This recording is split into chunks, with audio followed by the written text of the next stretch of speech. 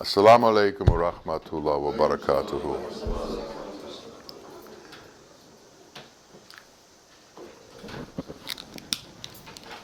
Man is on a journey in this life, and if that journey goes appropriately and is understood appropriately, one knows that this life journey is to become a perfected man, an insan kamil.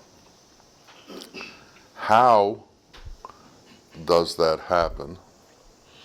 And what can you do, we do, to bring that about? Well, in Islam, there is the Shariat, the law.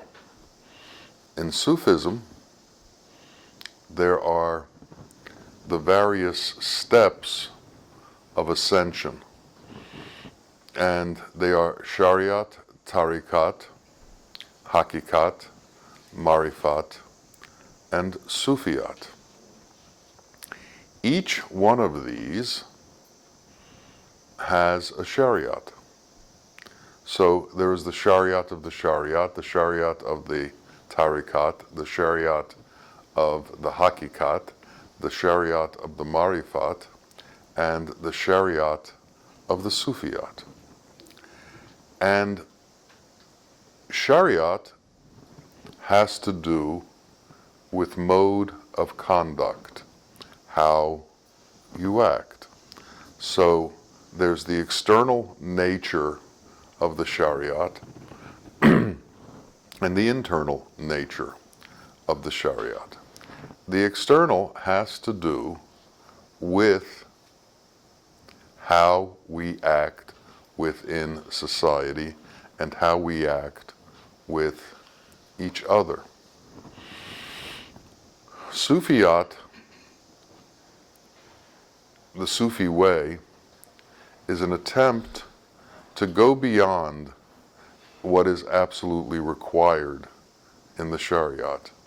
In other words, to make you more than an observant person, to make you more than someone who follows the law, to make you more in the sense that you come closer to haq, to reality, to the qualities of God. So the Shariat keeps changing and keeps becoming more and more demanding of you as a being. So, for instance, in the first step of Shariat, you are required to give certain charity. At the highest level of Shariat, you are required to give all your actions on behalf of others. There's quite a jump. There's quite a distance between these places. And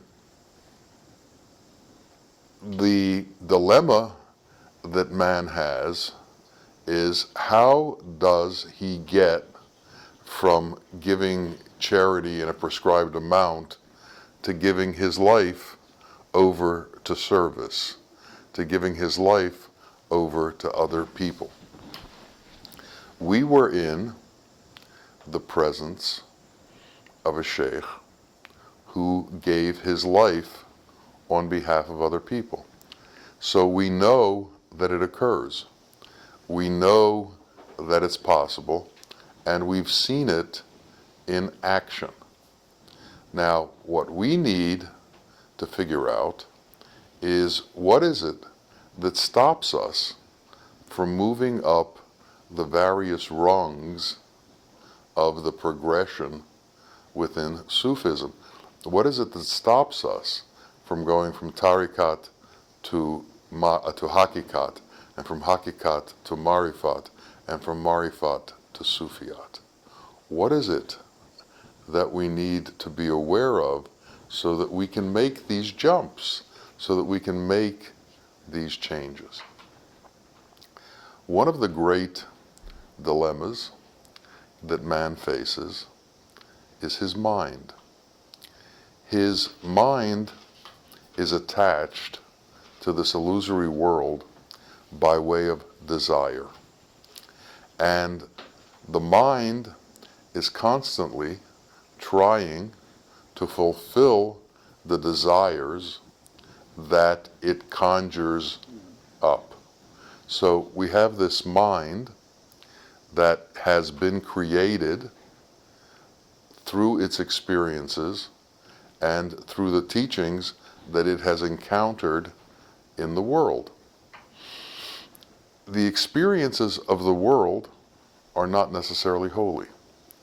The experiences of the world are not necessarily truthful. The experiences in the world are not necessarily correct. Yet, we hold these things that we learn in our formative years as if it were the truth. And what happens is, because of the strength of our mind, this becomes our reality. And because of the strength of our mind, it holds on to this and refuses to give up this reality that it has created. It feels that this reality is actually, that we've created, is actually who we are. And if we somehow give up any of it, we're dying. We're losing ourself. We're somehow losing who we are. What the mind can't conceive is that behind this persona, behind this personality we've created, behind all of the ideas that we've conjured up through our lives and made who we are, there's something else. But the mind only knows itself. It doesn't know beyond itself. And it can't imagine beyond itself. So, the first thing we have to understand is that there's more to what's going on than we can see. There's more to what's going on than we can imagine. So, how are we going to get to the point where there's more if the only tool we use to understand things is our mind? So, understand that the mind, as opposed to being an aid in taking us on this journey upwards, is a hindrance. It's actually an enemy to becoming real. It's an enemy to becoming more of a being because it holds you back. So, what is the difference between Shariat, Tariqat, Hakikat, Marifat, and Sufiyat? One of the great differences is there's less mind involvement. As you move forward, there's less mind involvement. When you're at the lower levels, you are in the mind. You are caught in the mind. Everything you do is through the mind, and you listen to the mind. Now, this can be what we call, what psychologists call, normative behavior or psychotic behavior. If the mind is so powerful that you do everything that it says, you're psychotic. Because the mind says a lot of stupid, crazy things. Jump off the bridge. Okay. Well, that's no longer within normative behavior. Within normative behavior, you understand when not to listen because it's a danger to you. Physical, immediate danger. But it's not so easy to understand or to see that you are in mortal danger of harming your soul. That's another situation entirely. To be able to see that, you need a guide.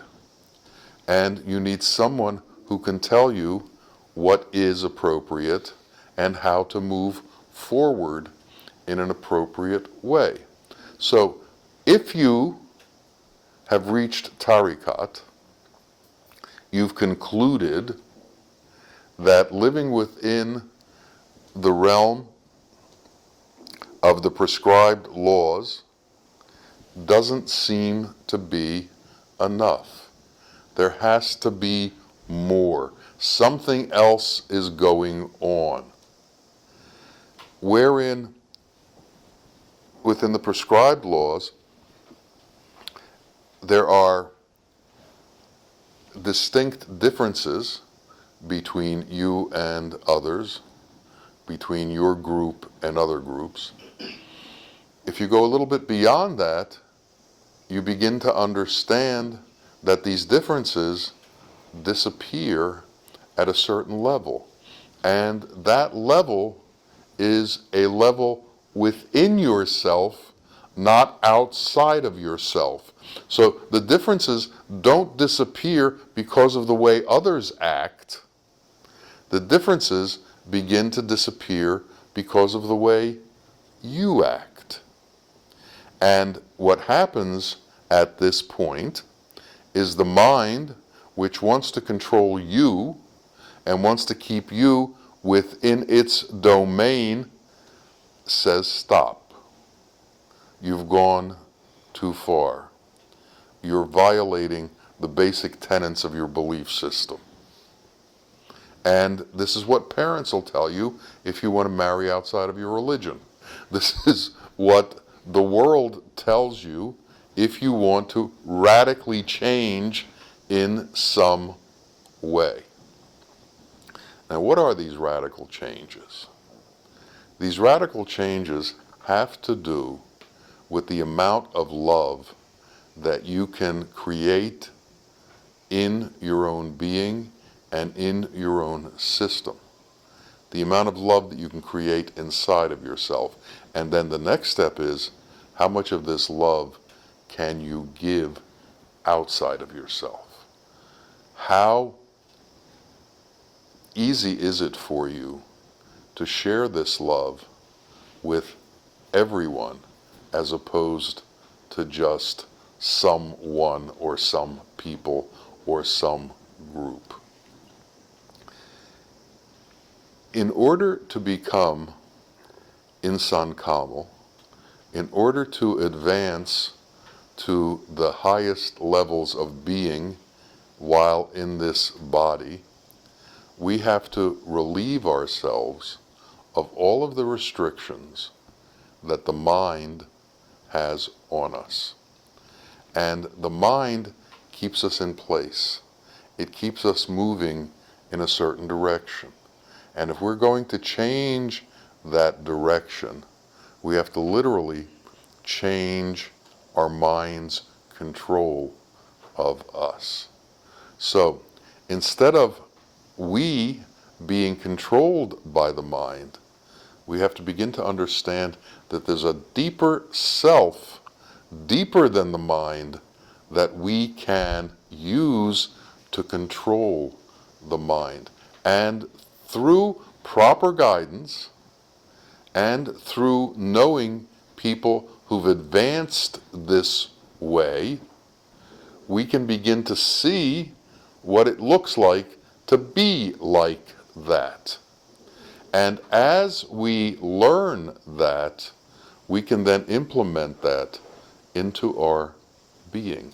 So when we see somebody who's constantly in a stable state, who's constantly in a giving state, who's constantly in a loving state, and who says to us, you too can be like this, we have to, one, actually believe it, and then two, begin to do something about it. And one of the holy books says, like a woodworker who carves a statue, carve yourself an appropriate being. Mold yourself so that you become the way that you're supposed to be. In order to understand how this happens, we have to understand some of the rules of the universe that we live in. We have to understand some of the ways things actually work. And one of the great understandings is there is this immense reciprocity in everything that we do.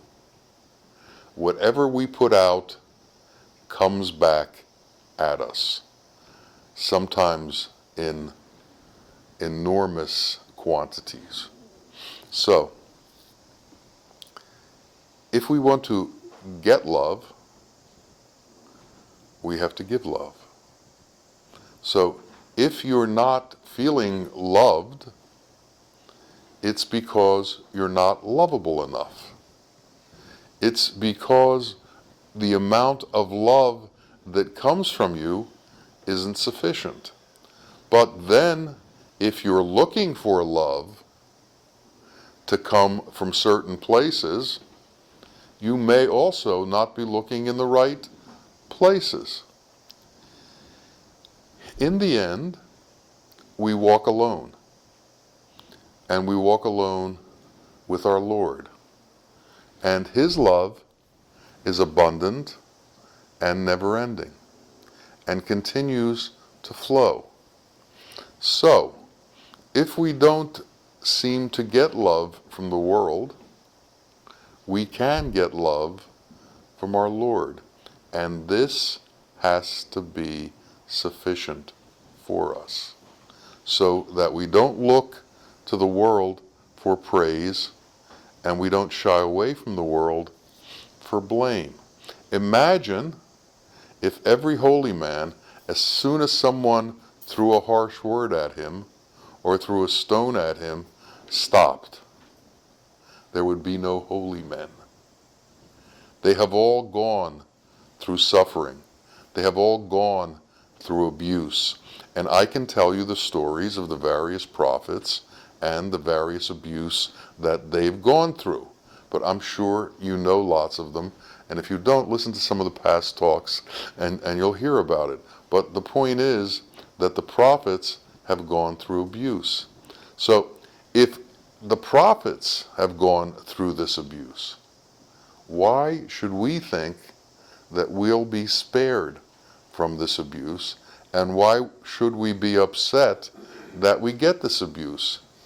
In other words, say, my God, I'm being treated just like the prophets were.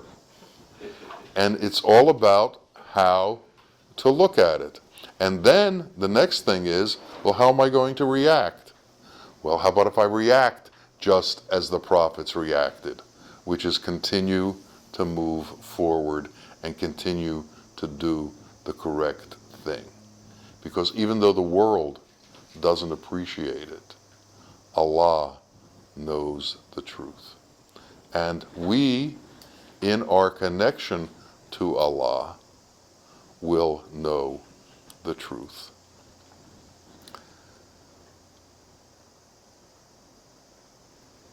When we were with our Sheikh, I realized quickly, well, maybe not that quickly, over a number of years, that he didn't necessarily treat us in the place as if we were in the place that we were. He treated us as to our potential. And he treated us as to what we could become. And he saw what we could become, and that's what he spoke to. Now, we all know that within each and every man, Allah has placed a soul and a bit of himself.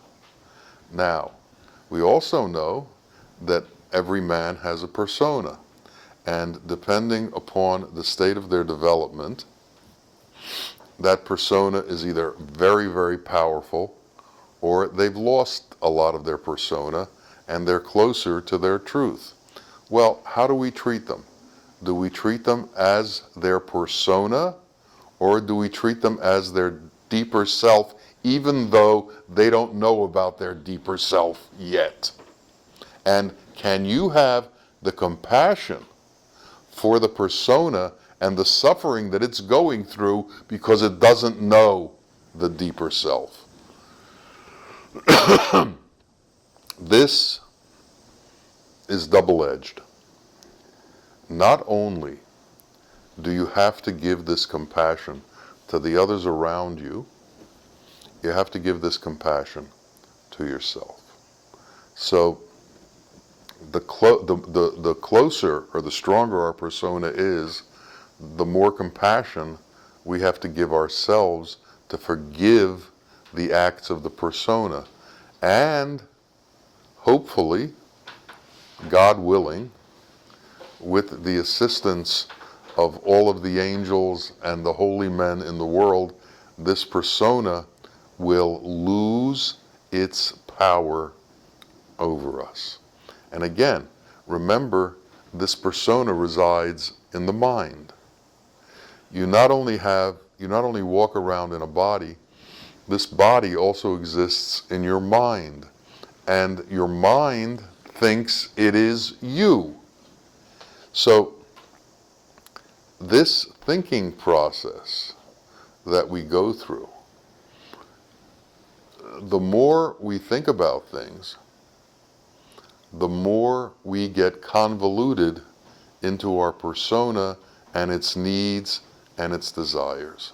The less we can think about it, the higher we can climb on the scale of progression towards reality.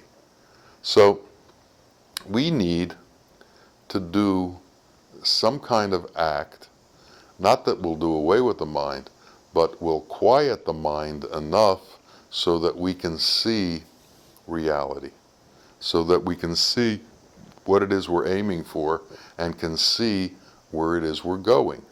And this is done through instituting some sort of meditation in our being, where we attempt to quiet the influence of the mind on us. For instance, Sufis do something called zikr, and sheikhs give various recitations to disciples as to what they should do to attempt to quiet the mind and to become more in tune with reality. Some of the common ones are La ilaha illallah, La ilaha illallah, which is a negation of the persona and the understanding that the Godhead is truthfully all that exists. So it's an attack on the persona. It is an immediate attack on the persona and an attack on the mechanism that creates the persona, which is the mind. Another one could be a simple recitation of Kul Hu Allahu Achad, Allahu Samad, Lam Yalid Walam Yulad Walam Yakul Lahu Kufuwan Achad, and a repetition of that, which is a statement that glorifies and signifies the grace and the superiority of God and our place in that. It takes discipline to become quiet, because the mind wants you to interact with it. It's like a child who wants to play. And as long as you don't play with it, it's going to start crying. And if that crying influences you, then you're going to give up whatever you're doing and you're going to play with it. So we need to learn to turn away from our mind. and to turn away from all of the daydreams and the hallucinations and the ideas and this constant interaction that goes on day in, day out, and never stops. People should note that when they are in some sort of trauma and something distracts them, all of a sudden, whatever that distraction was becomes what's important, and the previous trauma dissipates and disappears. Now, how did that happen? Could it be that the trauma was never there in the first place? Could it be that the trauma was an imagination and a creation that we made up, that our mind made up for whatever reason? We go through these things, and emotionally we become put into spaces that are difficult for us to handle because of the nature of the emotion and the nature of our attachment to praise and blame. When we get blamed, we feel terrible. And sometimes we feel we have to strike out at something in order to revenge this blame. Or we feel we have to hug somebody because of the praise. Neither of them is real, and neither of them is true. Our only relationship in truth is with Hak, reality. And as we grow in that relationship, and as we are capable of becoming more God-like in our being, we become altered and we become more real. And all of the difficulties that came with us when we weren't real dissipate. So, a simple maxim: when you're not real, you have difficulties that aren't real. And they continue to grow because you're not real. And what happens when you become real is you live in the world that is reality, as opposed to the world that is illusory. And when you live in the world that is reality, Hak, what exists there? Rahman exists there. Rahim exists there. Shakur exists there. Sabur exists there. And if you live in that world, then you exist with those qualities. And that's what makes you real. But you're only allowed there if your shariat is appropriate for that state. So if your Rahman doesn't exist, if what you're all about is taking and grasping, you can't be magnanimous, you can't be generous, because you're too busy taking. So in order to become one who is magnanimous, you have to give something up. You have to give up the greed, because greed leads to more greed. Hatred leads to more hatred, and the problems that come along with hatred. Your mind creates the world that you see until you become real. So we are constantly fighting the hallucinations that go on in our head that we treat as real. And it's only when we lose interest in them and are able to drift away from them that reality can enter into our being. And this also always involves a shariat, a way of action at a certain level in our being. If we get into controversy with everybody about everything, we're creating a world of controversy. If we forgive everybody about everything, we're creating a world of forgiveness. And we live in the world of forgiveness. So, as it says in one of the prayers, and let us be forgiven as we forgive.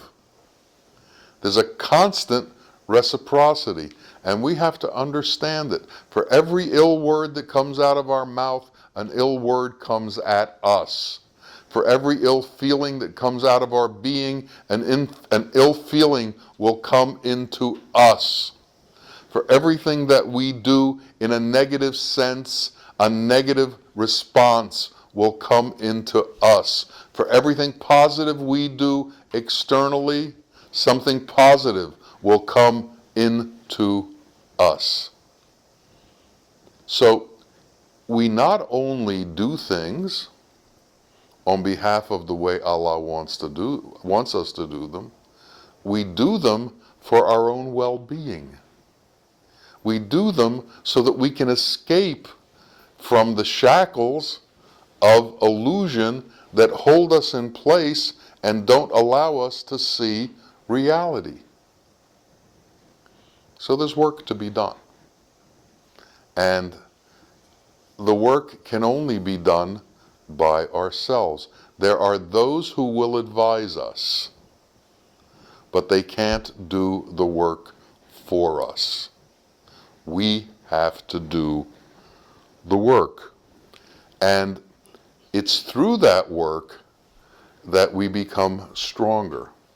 And it's a constant struggle. And this struggle is between the mind and our better understanding.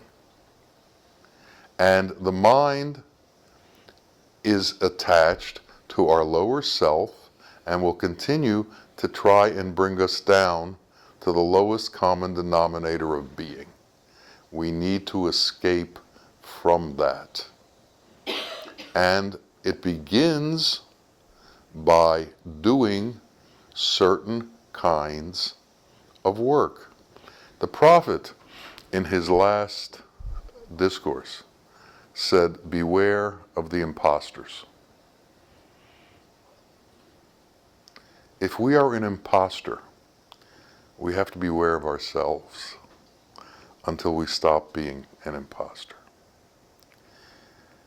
Until we're real, we are imposters. And we need to understand that.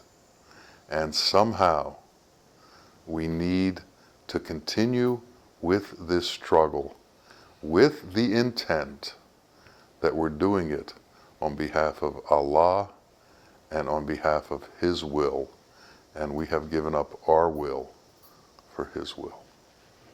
And may this work be an aid to His creation, to humanity.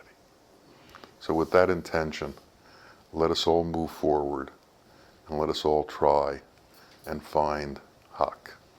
May it come to pass that each of us is successful in this endeavor and that truth becomes who we are. Ameen, Ameen. Ya Rabbil Alameen. Assalamu alaikum wa rahmatullahi wa barakatuh.